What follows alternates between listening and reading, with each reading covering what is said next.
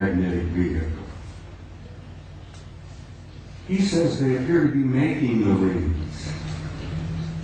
This is one of the rings that's out. I think this is the B ring. Bertrand says he thought they were probably making the rings. I said, Norman, you ever consider the possibility they may be mining the rings? Because I think the rings are probably rich in nutrients, minerals probably. And an incredibly advanced civilization, I think, would work out some system of mining those rings for all the minerals that are up there and utilizing them. Because space is filled with wealth, energies of all kinds. They never have to dig another hole in the ground like we do down here. Space is filled with energy. This is 2,000 miles long, and here on this end there seems to be something like an exhaust or a flare of energy of some kind. It's probably a result of engines of some type inside this thing. But whatever it's doing, it's there, and it's a recognition and a representation of an advanced intelligence. And that's one of the things they don't want you to know, that we are confronting and relating with an intelligence that's so far beyond our own. We're looking at and talking about what's known as a Type 2 civilization. Now, for your own interest, I suspect most of you suspect this, that you are all members of a 0-0 type civilization. Beyond us, hopefully in a century or two, we might become a Type 1. But this is a representation of a Type 2 civilization. And Michio Kaku, the famous Japanese-American physicist in New York, has put out this concept about Type 0, 1, 2, 3, and 4 of the kind of advanced cultures and civilizations we will probably meet out there. Well, in probably meet out there, we've already met them. They're here. They're in our midst.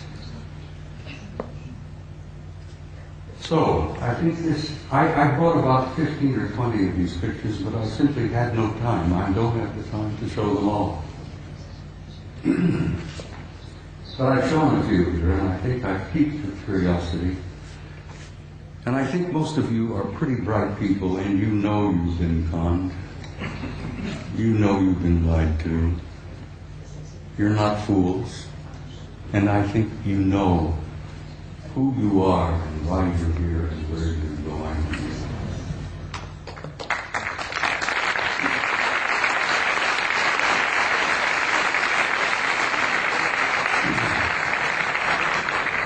Next photograph, please.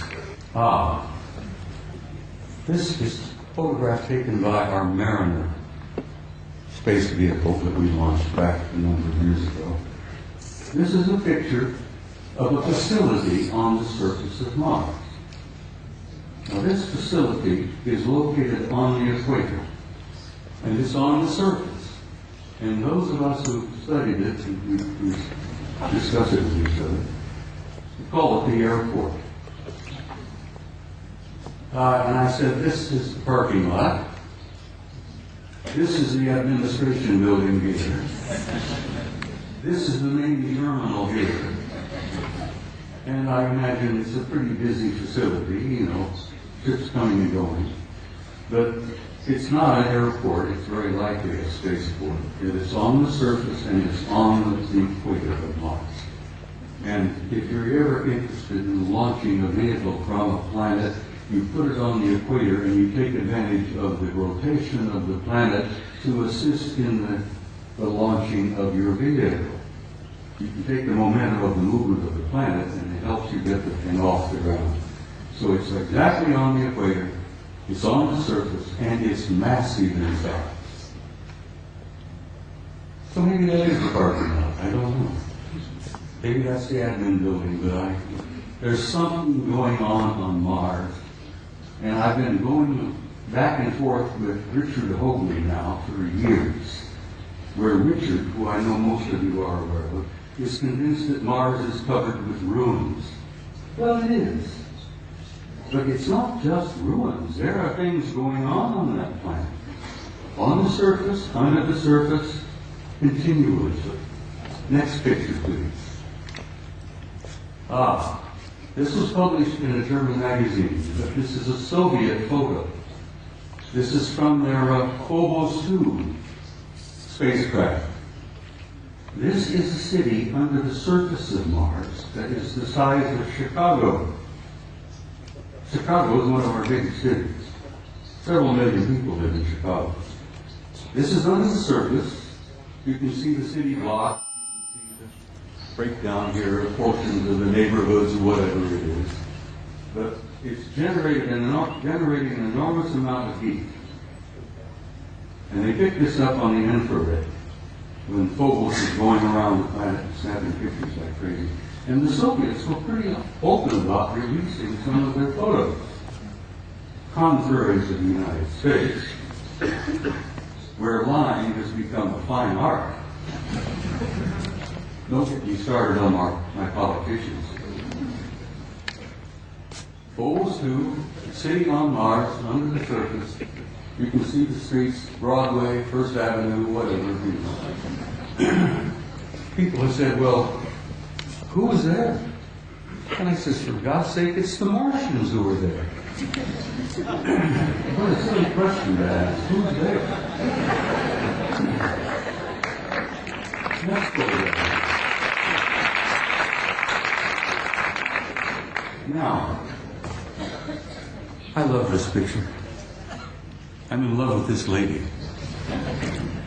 Your ancestors and mine called her Gaia. She was feminine. She was a goddess.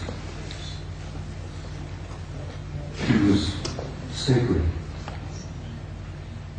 This beautiful lady has a respiratory system. She has a circulatory system. And she has a heart. And she's our source of life on this planet. We needed her. We need her now. We wouldn't be here if it were not for her. We talk about Holy Lands, Mecca, Jerusalem, here, there, everywhere. That is the Holy Land, people. That beloved planet that we are home.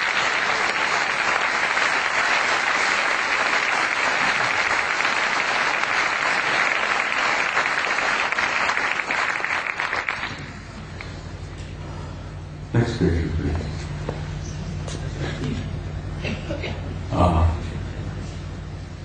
I spoke to you earlier about the fact that your grandchildren and your great-grandchildren and so on, the generations yet to come, have a destiny in the stars.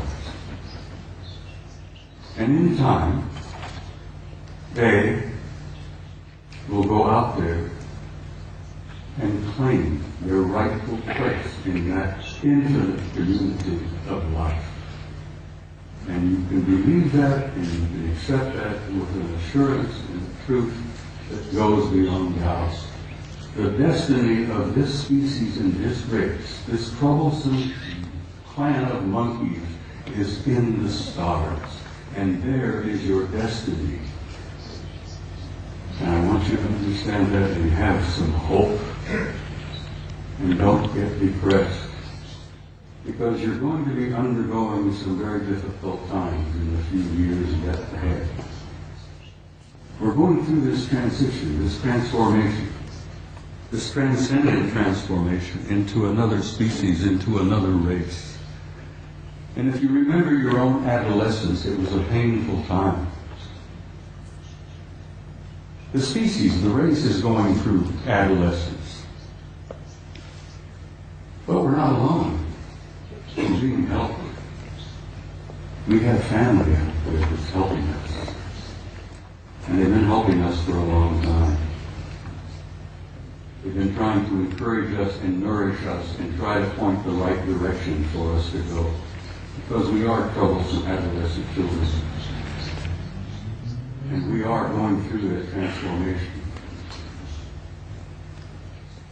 But my point is that there is no doubt about the inevitable destiny and truth of the human race.